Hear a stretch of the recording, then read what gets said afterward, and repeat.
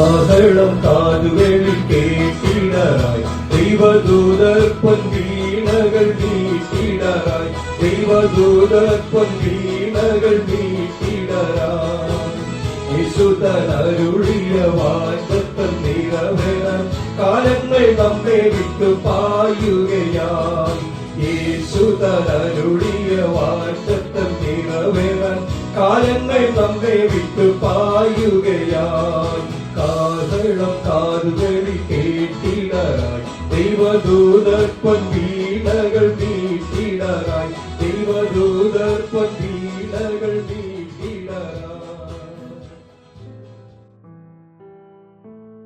ദൈവനാമത്തിന് മഹത്വമുണ്ടാകട്ടെ. ഇന്നത്തെ പ്രഭാത ധ്യാനത്തിനായി 46-ാം സങ്കീർത്തനം 2-3 വാക്യങ്ങൾ. അതുകൊണ്ട് ഭൂമി മാറിപ്പോയാലും പർവ്വതങ്ങൾ കുലുങ്ങി സമുദ്രമധ്യേ വീണാലും അതിലെ വെള്ളം ഇരച്ചു കലങ്ങിയാലും അതിൻ്റെ കോപം കൊണ്ട് പർവ്വതങ്ങൾ കുലുങ്ങിയാലും നാം ഭയപ്പെടുകയില്ല. ജീവിതത്തിലെ ഏറ്റവും വലിയ പ്രതിസന്ധികളെ ഈ വാക്യം എടുത്തു കാണിക്കുന്നു. നമ്മുടെ ഉറപ്പുകൾ നഷ്ടപ്പെടുമ്പോൾ, നമ്മൾ വിശ്വസിച്ചവരും നമ്മുടെ സംവിധാനങ്ങളും തകർന്നു പോകുമ്പോൾ, അവയെല്ലാം ഭൂമി മാറിപ്പോകുന്നത് പോലെയുള്ള അനുഭവത്തിലേക്ക് നമ്മെ നയിക്കാം. എന്നാൽ ദൈവവചനം നമ്മോട് പറയുന്നു, അത്തരം സമയത്തും നാം ഭയപ്പെടരുത്. കാരണം ദൈവം നമ്മുടെ സങ്കേതവും ബലവും ഏറ്റവും അടുത്ത തുണിയുമായി കൂടെയുണ്ട്. ലോകം തകർന്നാലും ദൈവം നമ്മുടെ കോട്ടയാണ്. അവനിൽ അഭയം പ്രാപിക്കുന്നവർ തളരുകയില്ല, നശിക്കുകയില്ല, നിരാശനാകുകയുമില്ല.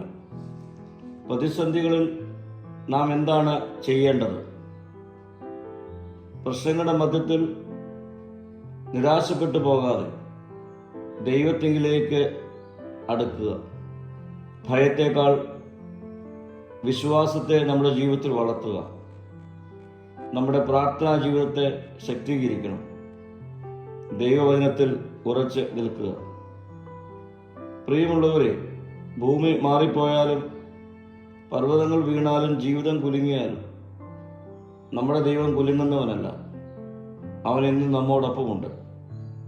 അവൻ നമ്മെ കൈവിടുകയില്ല.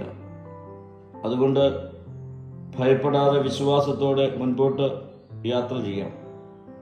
ദൈവത്തിൽ ആശ്രയിക്കുന്നവർ ഒരിക്കലും ലജ്ജിതരാക്കപ്പെടുകയില്ല. അതുകൊണ്ട് തന്നെ പ്രതിസന്ധികളെ വിശ്വാസത്തോടെ അഭിമുഖീകരിക്കാം. പ്രാർത്ഥിക്കാം. കർത്താവേ, പ്രതിസന്ധികളെ അഭിമുഖീകരിക്കുവാനുള്ള കൃപ എനിക്ക് നൽകണമേ. മഹത്വം നീ എടുക്കണം. യേശുവിൻ്റെ നാമത്തിൽ തന്നെ. ആമീൻ.